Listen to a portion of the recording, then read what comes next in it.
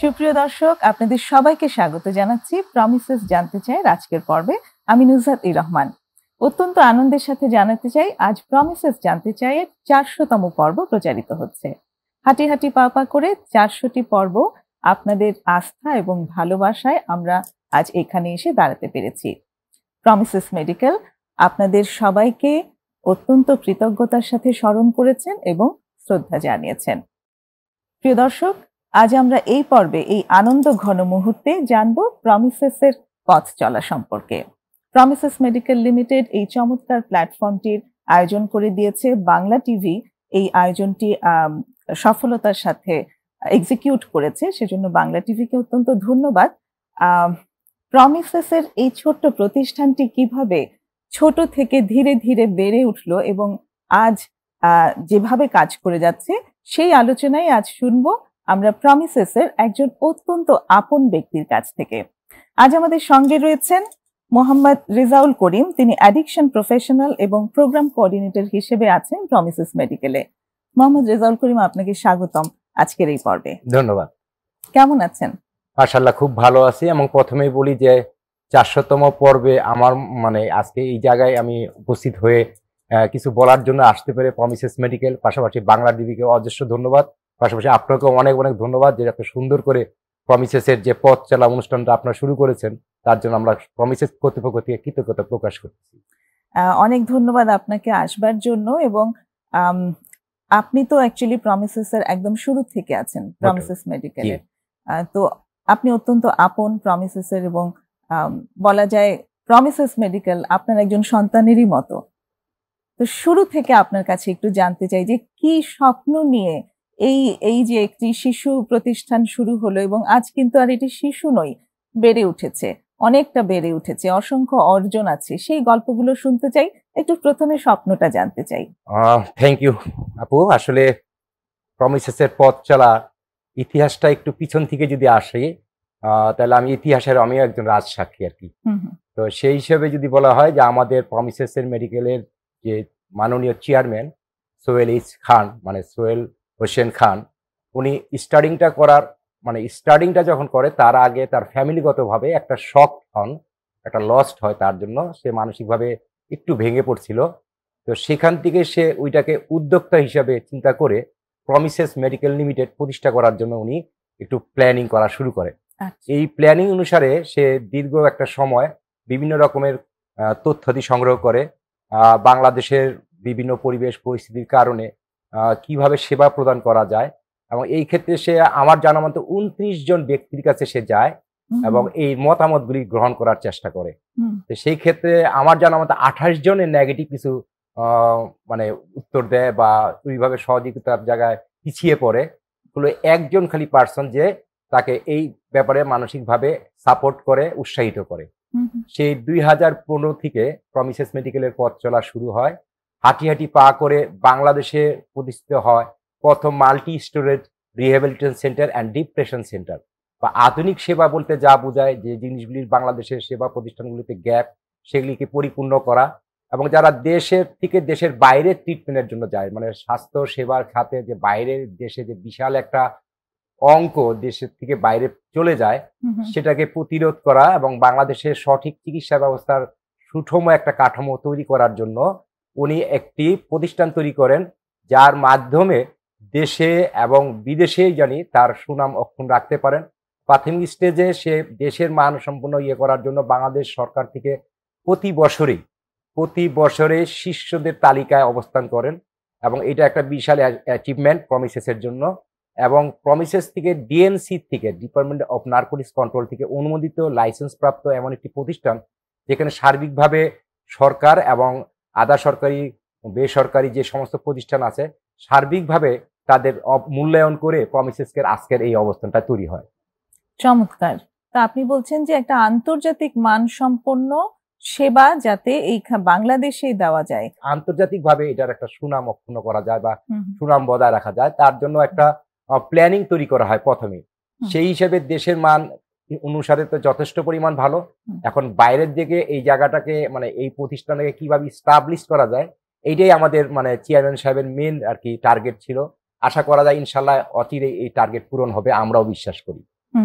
নিশ্চয়ই সেই চেষ্টা এগিয়ে যাচ্ছে। আপনি বললেন 2015 সালে এই প্রতিষ্ঠানটি যাত্রা শুরু করে, আজ 2025 সাল, 10 বছর, এবং এই 10 বছরে বিভিন্ন অ্যাওয়ার্ড পেয়েছে। আপনি বলেছেন বিভিন্ন সময়ে সেরা প্রতিষ্ঠানের সেরা তালিকায় অবস্থান করেছে। চমৎকার।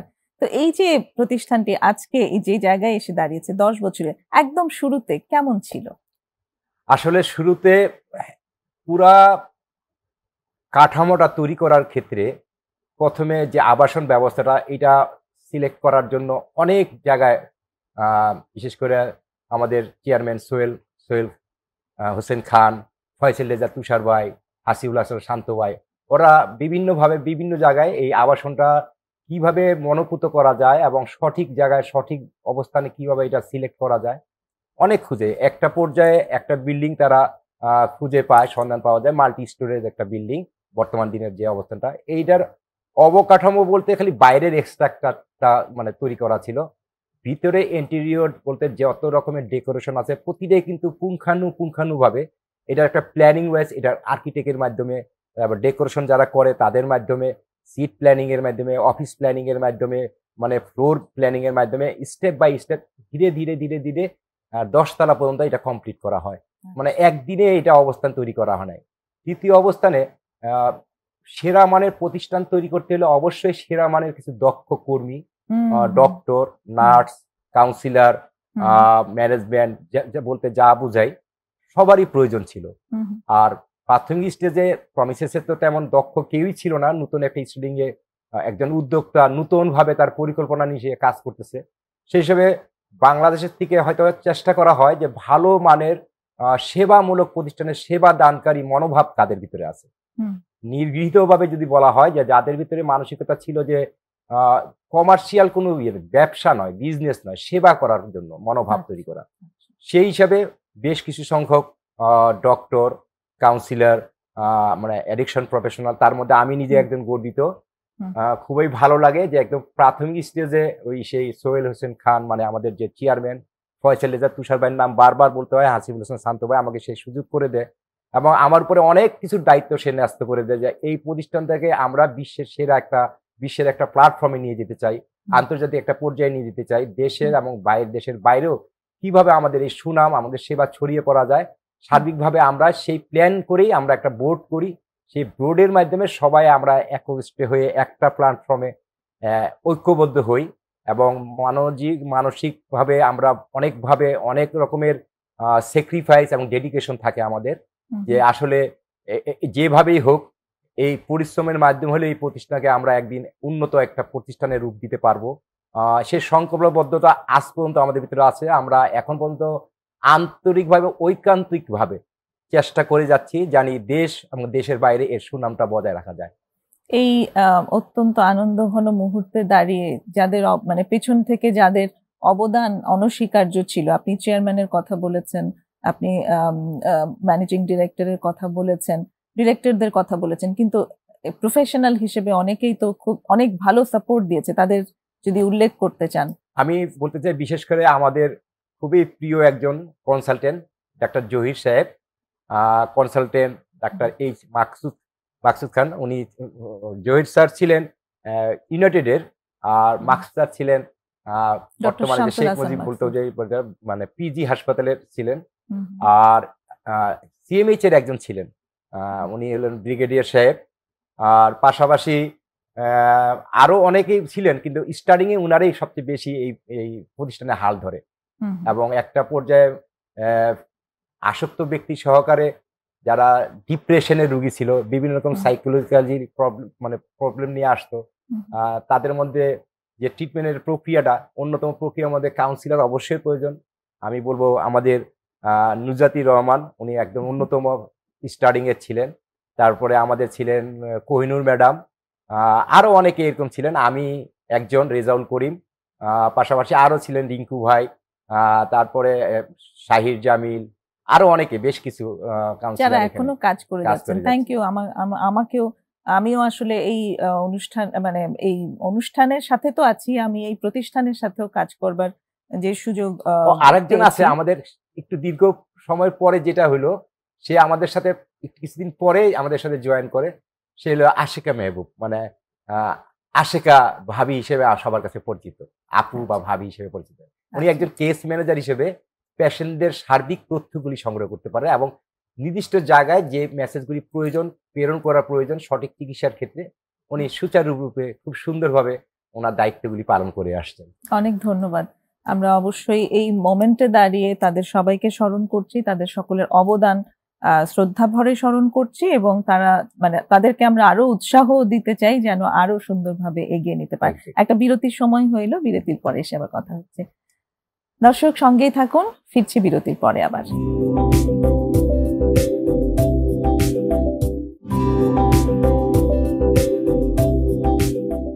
ফিরে এসেছি প্রমিসেস জানতে চাইয়ে ছোট্ট বিরতির পর। আজ 400তম পর্ব প্রচার হচ্ছে এবং এই পর্বে আমরা পেয়েছি প্রমিসেস মেডিকেলের অত্যন্ত প্রিয় ভাজন মোহাম্মদ রেজাউল করিমকে। আর গল্প হচ্ছে রেজাউল করিমের সাথে। যেখানে আমরা ছিলাম সেখান থেকে যদি এবার জানতে চাই যে এই যে প্রমিসেসের বেড়ে ওঠা, শুরু থেকে তো এত সহজ ছিল না, একটি নতুন প্রতিষ্ঠান, সবাই তো এত সহজে গ্রহণ করেনি। তো নানান চড়াই উতরাই পার হয়ে বিভিন্ন চ্যালেঞ্জেস আপনাদের তো মোকাবেলা করতে হয়েছে, সেগুলো সম্পর্কে যদি বলেন, কি ধরনের চ্যালেঞ্জ আপনারা পেতেন এবং সেগুলো কিভাবে ডিল করতেন? অনেক অনেক সামাজিকভাবে, পারিবারিকভাবে যদি বলা হয়, যারা আসলে সমস্যাগ্রস্ত মানুষ ছিলেন তারা কোনো সময় মানে প্রাথমিক স্টেজে কোনোভাবে আস্থা রাখতে পারছিলেন না যে এমন একটা নতুন প্রতিষ্ঠানে আমার সন্তানকে আমি যদি ট্রিটমেন্টে দিই এখান থেকে কি ফলাফল আসতে পারে। সেই আস্থাটা মানে আস্থাটা আমাদের আনার জন্য অনেক রকমের ধৈর্য ধারণ করতে হয়।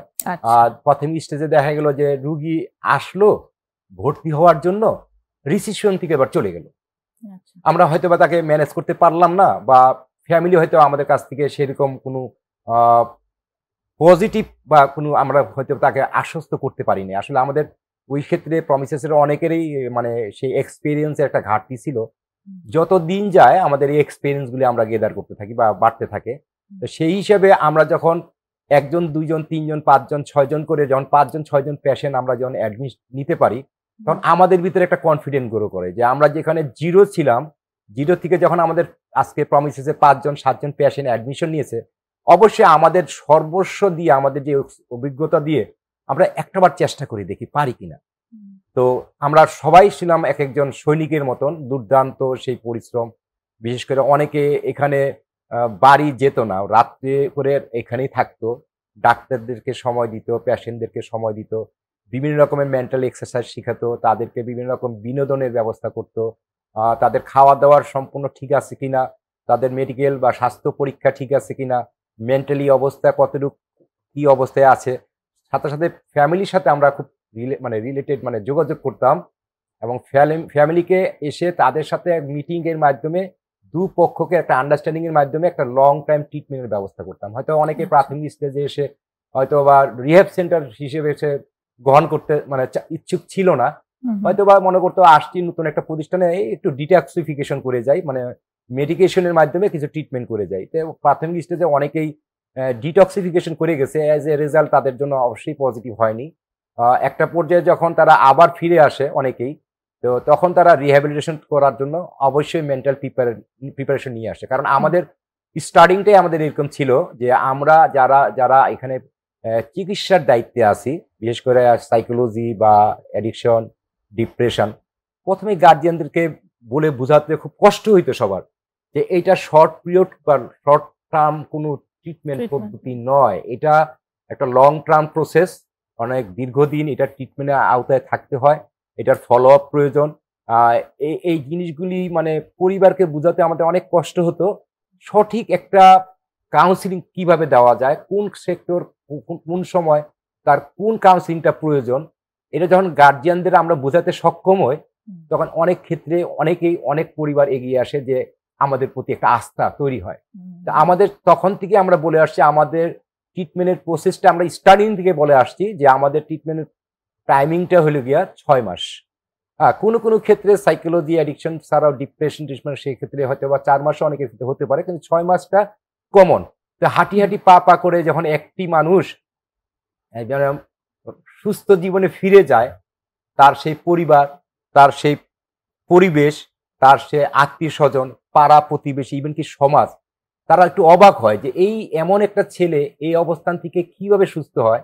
অনেকে তার কাছে নক করে যে আপনি আসলে কিভাবে এই অবস্থানে ফিরে আসলেন। তো এক কথায় ১টা, ২টা, ৩টা, ৪টা, ৫টা, ৬টা এইভাবে করতে করতে আমাদের সুনামটা আ এই বাংলাদেশের ঢাকা শহর সহ ঢাকা শহরের বাইরের প্রত্যেকটা ডিস্ট্রিক্টে, বিশেষ করে চিটাগাং, সিলেট, রাজশাহী, খুলনা, যশোর থেকে শুরু করে আমি বলব যে টেকনাফ থেকে তেঁতুলিয়া, রূপসা থেকে পাথুরিয়া, আসলে সব জায়গায় প্রমিসেসের একটা প্রচার হয়ে যায়।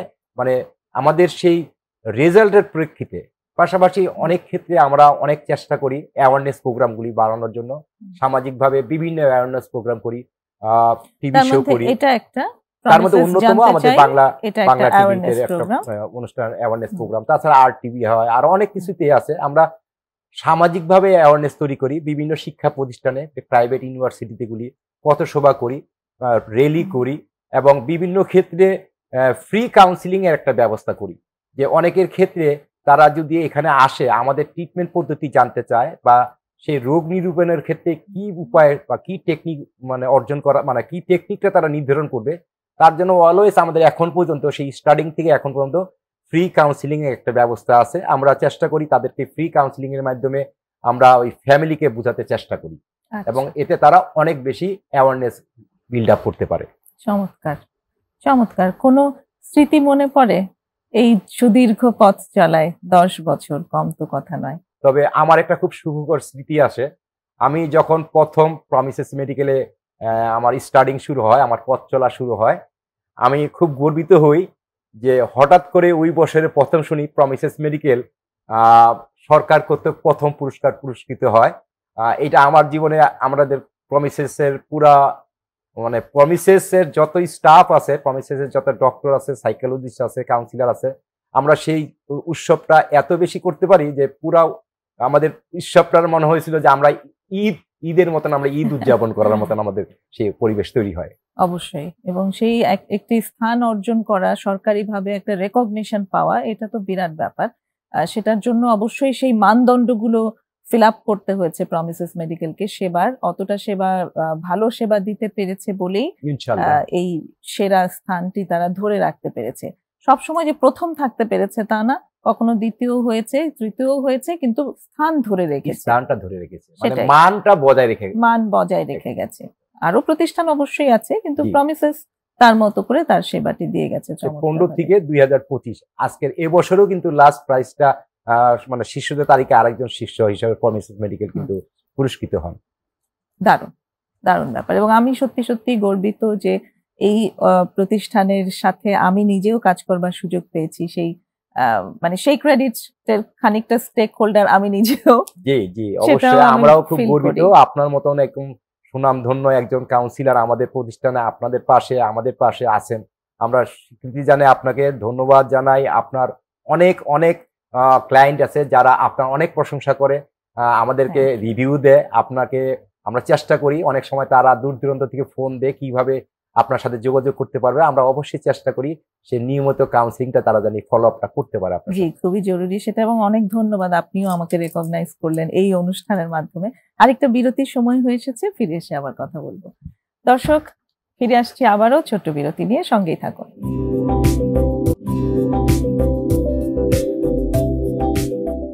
ফিরে এসেছি বিরতি নিয়ে প্রমিসেস জানতে চাইয়ে। আজ কথা হচ্ছে প্রমিসেসের পথ চলা নিয়ে মোহাম্মদ রেজাউল করিমের সাথে।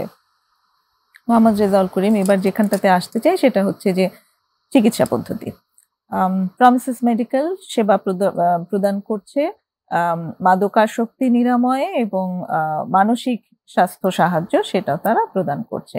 তো একটু চিকিৎসা পদ্ধতিটা সম্পর্কে যদি আপনারা বলেন। মাদকাসক্তি নিয়ে তো বেশি কাজ করছে, তো সেখানে অ্যাকচুয়ালি কি চিকিৎসার ওখানে দেওয়া হয়, কিভাবে দেওয়া হয়, একটু যদি সংক্ষেপে আমাদের জানান।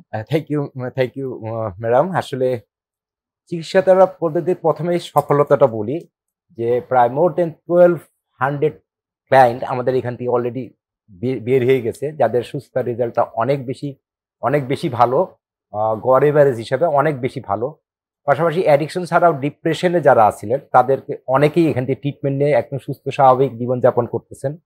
সফলতা হলো তারা এখনকার আজকের দিনে অ্যাডিকশন হোক আর ডিপ্রেশন হোক, তারা কিন্তু এখন ট্রিটমেন্টের পরবর্তী পর্যায়ে তারা কিন্তু এখন ইস্টাবলিশড। এইভাবে যদি চিন্তা করা যায় যে শত শত মানুষ তারা সুস্থ জীবনে ফিরে গেছে আমাদের এই চিকিৎসা পদ্ধতির মাধ্যমে। আসলে অ্যাডিকশনটা এটা এমন একটা রোগ, বা যদি বলা হয় এটা স্বল্প সময়ের ট্রিটমেন্ট না। সো এই ট্রিটমেন্টের ক্ষেত্রে আমাদেরকে সবচেয়ে বেশি সহযোগিতা করছিল যে প্রোগ্রামটা আমরা এখানে ইউজ করছি, সেটা ডক্টর ইউসুফ মার্চেন্টের লাইফ ম্যানেজমেন্ট কোর্স প্রোগ্রাম। আসলে লাইফ ম্যানেজমেন্ট প্রোগ্রামটা আমরা এখানে 6 মাসে একটা সুচারুরূপে সকাল থেকে প্রায় রাত পর্যন্ত কি কি মেন্টাল এক্সারসাইজ করলে তার আসলে প্রথমে স্টার্টিং এ আরেকটু বলি যে যারা অ্যাডিকশনে ভর্তি হয় তাদের কিন্তু প্রথমেই লাইফ ম্যানেজমেন্ট কোর্সটা আমরা প্রয়োগ করি না। ফার্স্ট স্টার্টিংটা তাদেরকে আমরা যদি অ্যাডিকশন থাকে তাহলে আমরা ডিটক্সিফিকেশন করি, সাধারণত 15 দিন থেকে 21 দিন, কারো ক্ষেত্রে 1 মাস তার নির্বিষকরণ প্রক্রিয়া আমরা চালু করি। যখন সে তার শরীর থেকে সেই নির্বিষকরণ প্রক্রিয়া থেকে বেরিয়ে আসতে পারে তখন তার সাইকোলজি ট্রিটমেন্টটা শুরু হয়। এখানে তার বিভিন্ন রকমের লাইফ ম্যানেজমেন্টের প্রোগ্রামের যে টুলসগুলি আছে, যে দিক নির্দেশনা আছে, যে সাইকোথেরাপিগুলি আছে, যে কাউন্সিলিংগুলি আছে, আমরা part to part therapy session হিসেবে তারকে আমরা সবাইকে আমরা এই সেশনগুলি দিয়ে থাকি। পাশাপাশি এখানে পার্ট অফ ট্রিটমেন্ট যদি বলা হয়, এখানে জিমের ব্যবস্থা আছে। এখানে জিম করতে হবে তাকে রেগুলার ওয়াইজ। পাশাপাশি নামাজ, যারা মুসলিম যারা বেধর্মী তাদের জন্য আলাদা ধর্মীয় ব্যবস্থা আছে। এখানে আমরা সার্বিকভাবে একজন পরিপূর্ণ সুস্থ জীবনে ফিরে আনার লক্ষ্যে যা প্রয়োজনীয় জিনিস, সেই জিনিসগুলি লাইফ ম্যানেজমেন্ট কোর্সের মধ্যে লিপিবদ্ধ করা থাকে। এখানে খেলাধুলারও তো জায়গা আছে। অবশ্যই এখানে একটা ফ্লোরেই আছে সম্পূর্ণ পুল, টেবিল টেনিস, ক্যারাম, দাবা যেগুলি বলা হয়, সবারই ক্ষেত্রে এই খেলাধুলা একটা বিশেষ আলাদা। পাশাপাশি আরেকটা আছে যে জিনিসটা করা হয় রিক্রিয়েশনের জন্য আউটিং এ নিয়ে যাওয়া হয় সপ্তাহে বা 10 দিন বা 15 দিনে পার্ট টু পার্ট তাদেরকে রিক্রিয়েশন জন্য, মেন্টাল রিক্রিয়েশনের জন্য দূরে কোথাও ঘুরিয়ে আনা হয়। বিভিন্ন রকম পিকনিক, বিভিন্ন রকমের ভিজিট আমরা এটা করে থাকি তাদেরকে মেন্টাল রিক্রিয়েশন দেওয়ার জন্য। পাশাপাশি ডিপ্রেশনে যারা আছেন তাদেরকে পরিপূর্ণ আমরা চেষ্টা করি একজন কনসালটেন্টের আন্ডারে রেখে একটা নির্দিষ্ট সময় যদি কনসালটেন্ট মনে করেন তার অ্যাডমিশনের প্রয়োজন আছে তাহলে তাকে অ্যাডমিশনের মাধ্যমে ট্রিটমেন্টের ব্যবস্থা আছে। আর যদি কনসালটেন্ট তাকে গাইড করে যে না তার অ্যাডমিশনের কোনো প্রয়োজন নেই, সে নিয়মিত যদি এখানে ফলো আপে আসে এবং যদি সে ডাক্তারি চেক আপে থাকে, এই ট্রিটমেন্টেও এরকম অনেক মানুষ আছে যারা আজকের দিনে যারা পরিপূর্ণ সুস্থ হয়ে গেছে। এখনো এরকম আছে যারা এখন পর্যন্ত তারা বিভিন্নভাবে ফলো আপটা কন্টিনিউ করতে চাও। সো অ্যাডিকশন এবং ডিপ্রেশন দুইটাই পাশাপাশি। কেন বলতেছি, যারা সাধারণত ম্যাডাম অ্যাডিকশনে যায় এরপরেই স্টেজটা কিন্তু অনেকে ডিপ্রেশনে চলে যায়। সো অ্যাডিকশন এন্ড ডিপ্রেশন এই সেন্টারে ট্রিটমেন্টের ব্যবস্থাটা একদম লজিক্যালি বজায় রাখা, এবং মানে একটা ট্রিটমেন্ট সেন্টারে প্রমিসেসে যদি ট্রিটমেন্ট প্রসেসটা এরকম হয় যে একটা বাইসাইকেলের 2টা চাকা, একটা হলো গিয়া ডিটক্সিফিকেশন, একটা হলো রিহ্যাবিলিটেশন। তো ঠিক সেম ট্রিটমেন্টটাকে পরিপূর্ণতা দেওয়ার জন্য 2টা জিনিস একত্রীকরণ করার পরে মেন্টালি যে আপডেটগুলি হয়, মেন্টালি যে গ্রোথগুলি হয়, সেটা ওই লাইফ ম্যানেজমেন্ট প্রোগ্রামের দ্বারাও আরো উন্নতি সাধিত হয়। পাশাপাশি সার্বিকভাবে যে ফলো আপটা করে, এটা তো আপনি বাসায় রেখে থাকলে কোনোভাবেই সম্ভব নয়। কারণ একটা অ্যাডিকশন বা একটা ডিপ্রেশনের পেশেন্ট সহজে দেখবেন মেডিসিন খেতে চাবে না। তো মেডিসিন খাওয়ানোর জন্য তাকে তো অবশ্যই সেই সুচারুরূপে কাউন্সিলিং এ দেওয়ার মাধ্যমে, তাকে বোঝানোর মাধ্যমে তাকে মেডিসিনটা প্রয়োগ করা হয়। কারণ তাকে বুঝতে শিখাতে হবে যে মেডিসিনটা আমি কার জন্য খাবো, ডক্টরের জন্য খাবো না আমার ফ্যামিলির জন্য খাবো না আমার রোগের জন্য খাবো।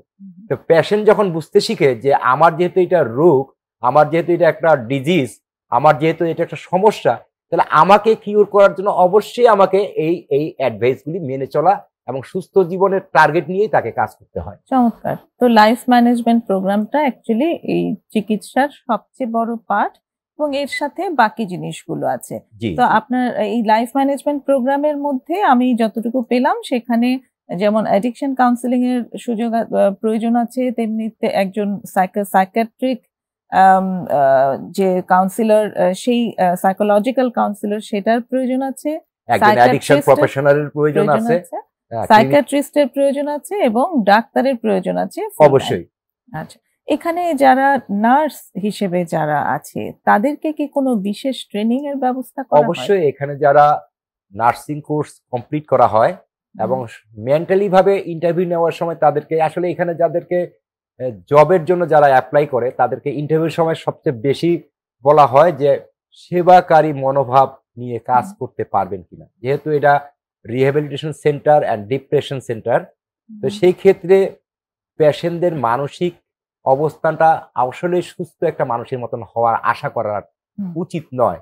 সেই ক্ষেত্রে হয়তো তারা বিভিন্ন রকমের মানসিকভাবে তারা হয়তো ডিস্টার্ব যদি মনে করে ডিস্টার্ব করে, আসলে এটাকে ডিস্টার্ব না মনে করে অসুস্থতা মনে করতে হবে এবং তাকে মানে তাকে রিকভার করার জন্য প্রতিটা পেশেন্টকে একজনকে এক একটা চ্যালেঞ্জ হিসেবে গ্রহণ করা উচিত। যদি এই মেন্টালিটি নিয়ে যদি তারা এখানে জব করে বা তারা যদি সেবা দান করে, এই ক্ষেত্রে আমাদের রেজাল্টগুলি এই জন্য হয়তো বা আরো একটু বেশি পজিটিভ হয়। আচ্ছা আচ্ছা, মানে তাদেরকে মানসিকভাবে প্রস্তুত করেই তাদেরকে এই কর্মটা এই কাজের জন্য তাদেরকে নিয়োগ করা হয়, কারণ সত্যিকার অর্থেই অন্য জেনারেল হসপিটালের সাথে একটা মানসিক হসপিটালের পার্থক্য আছে। অনেক সেখানে কাজ করতে যারা আসবে তাদেরকেও মানসিকভাবে তৈরি থাকতে হবে যাতে তারা যে কোনো সিচুয়েশনে আমাকে সেই জিনিসগুলি আমি জানি ওভারকাম করতে পারি, মানে ফেস করে সমস্যাগুলির সমাধান করতে পারি। সেই ক্ষেত্রে তারা কিভাবে লিঙ্ক আপ করবে, কার সাথে লিঙ্ক আপ করতে হবে, কোন কনসালটেন্ট, কোন কাউন্সিলর, কার সাথে কিভাবে যোগাযোগ করলে মানে সঠিক গাইডটা পাবে, তারা সেটা তাদেরকে প্রশিক্ষণের মাধ্যমে আমরা তৈরি করে নিই। অনেক জায়গায় এভাবে চিন্তা করা হয় যে রিহ্যাবিলিটেশন সেন্টারে অনেক মারধর করা হয়, তাদের সাথে খুব রুড মানে রূঢ় আচরণ করা হয়। এই ধরনের কিছু নেতিবাচক চিন্তা ভাবনা রিহ্যাবিলিটেশন সেন্টার সম্পর্কে আছে। এই জায়গাটা সম্পর্কে কি বলবেন? এটা হয়তোবা খুব রেয়ার কেস, হয়তোবা হতেও পারে, দুই একটা কেস এরকম ঘটনা ঘটতেও পারে, কিন্তু একজনকে দিয়ে তো আর সার্বিক বিবেচনা করা যায় না। তবে আমার এটা পার্সোনাল একটা ওপিনিয়ন হলো গিয়া, যারা অ্যাডিকশনে আছেন বা ডিপ্রেশনে যারা থাকেন তারা সহজে ট্রিটমেন্টে আসতে চায় না। তাদের ভিতরে একটা ভুল ধারণা কাজ করে, আমি একটা অ্যাডিক্ট, আমি একটা অসুস্থ ব্যক্তি, আমি ওখানে গেলে আমার আচরণ খারাপ।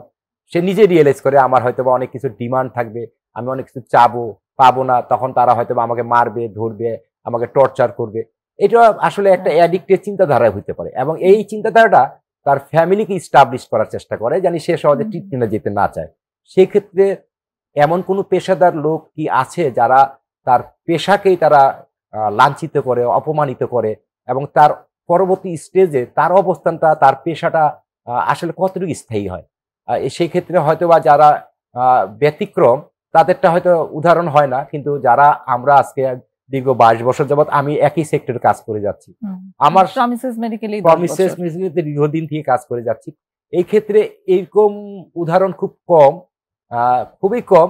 বাট বাস্তব উদাহরণ যেটা পেশেন্ট দিকে যে রিভিউটা পাওয়া যায় তাদের থেকে আমরা অনেক বেশি সাপোর্ট পাই যে আসলে কোনো সেন্টারে কি এরকম কোনো বা প্রমিসেসে কি এরকম কোনো দুর্নাম আছে কিনা। আসলে একটা দুর্নাম থাকা আর হাজারটা সুনাম থাকা অনেক পার্থক্য। আমাদেরটা তো হাজার হাজার রিভিউ আসতেছে, প্রায় 1200-এর উপরে পেশেন্টের রিভিউ যদি আপনারা একটু যাচাই বাছাই করে দেখেন, মানে রিয়েলিটি বা বাস্তবতা হয়তো আপনি নিজেই, আমাদের আর বলতে হবে না, আপনারা নিজেই বের করে নিতে পারবেন। তার মানে বলতে চাচ্ছেন যে এটা সত্যি একটা নেতিবাচক ধারণা বা ভুল ধারণা।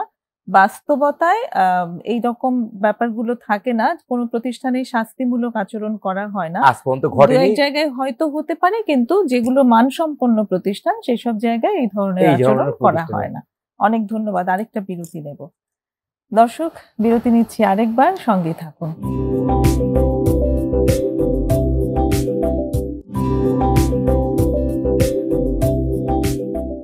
ফিরে এসেছি বিরতি নিয়ে। প্রমিসেস জানতে চাইয়ে কথা হচ্ছে প্রমিসেসের পথ চলা নিয়ে মোহাম্মদ রেজাউল করিমের সাথে।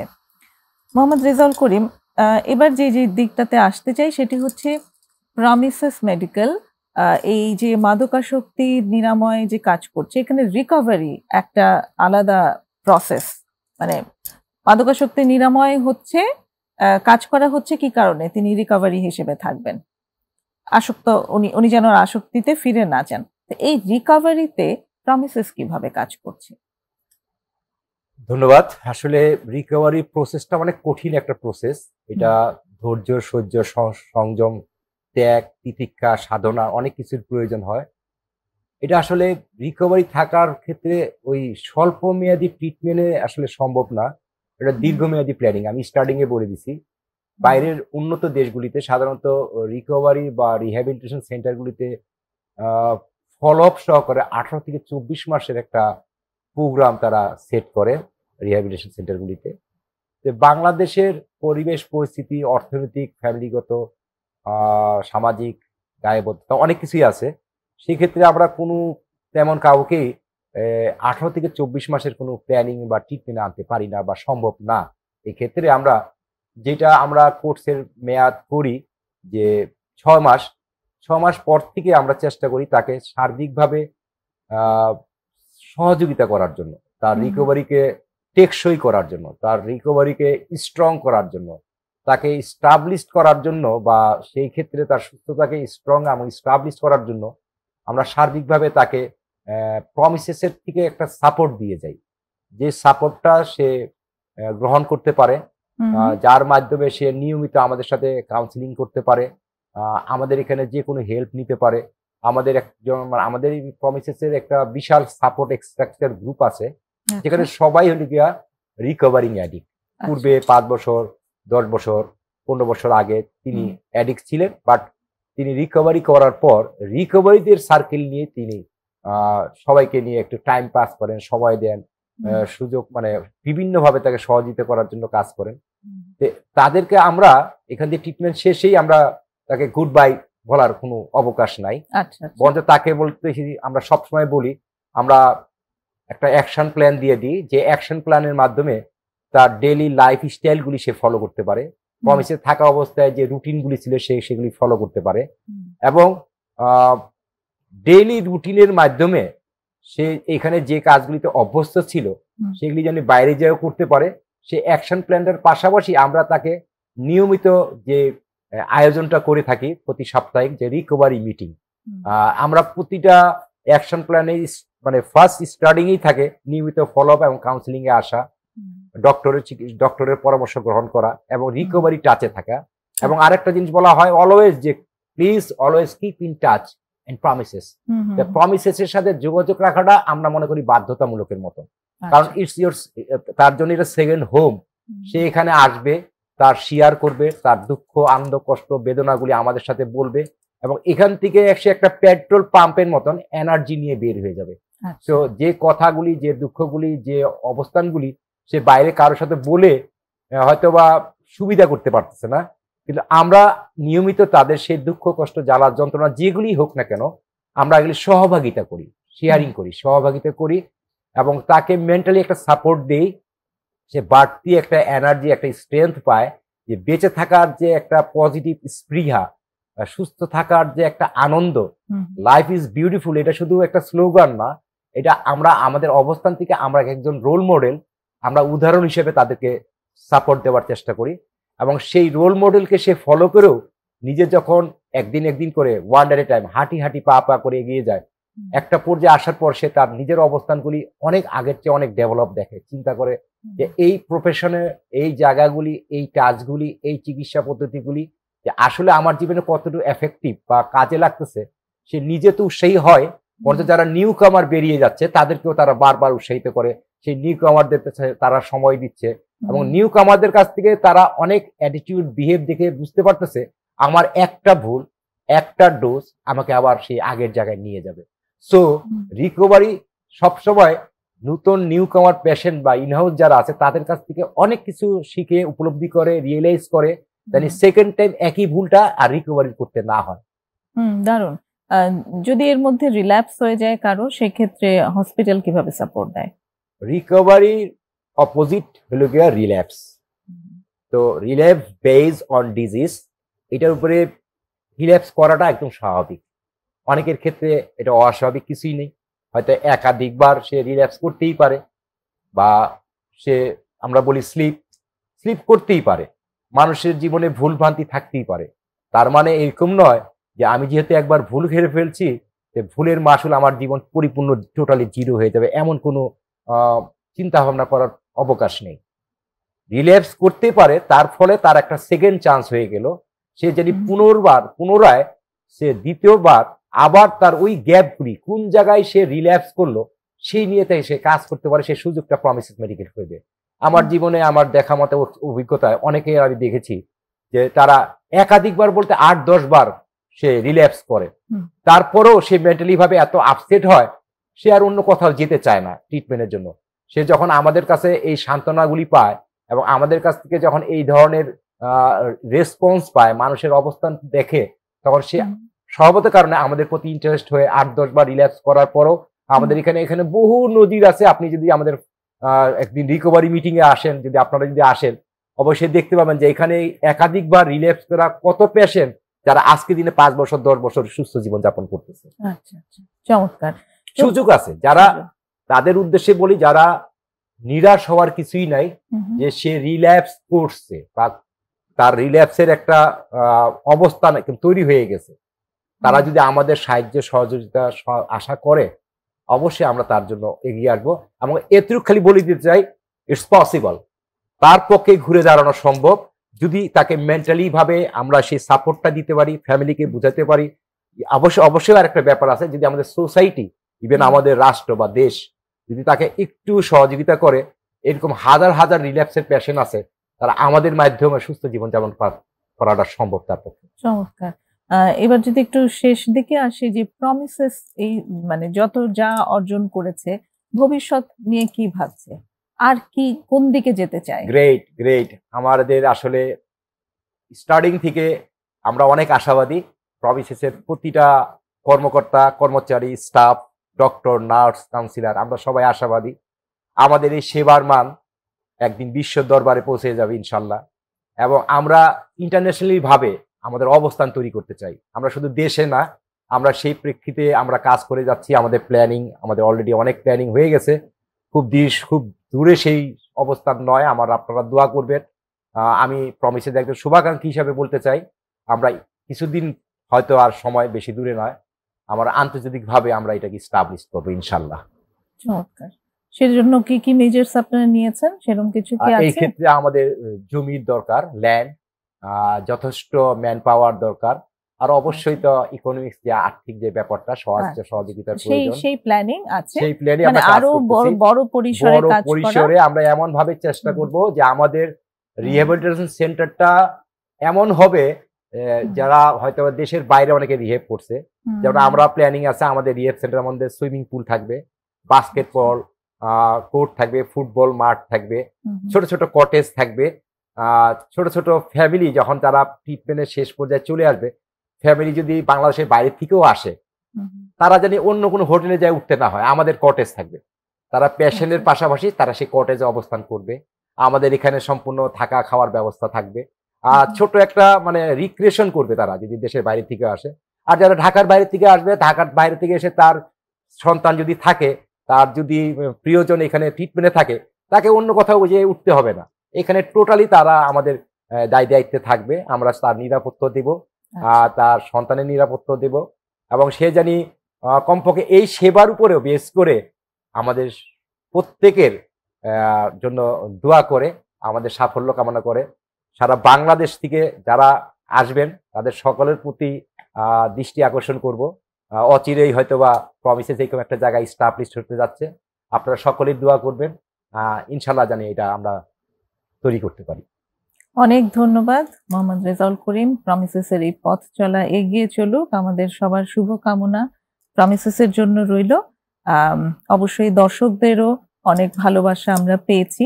তো সবকিছু মিলে প্রমিসেস এগিয়ে চলুক, এই শুভকামনা আমরা শেষ করব আজকে। ধন্যবাদ আপনাকে।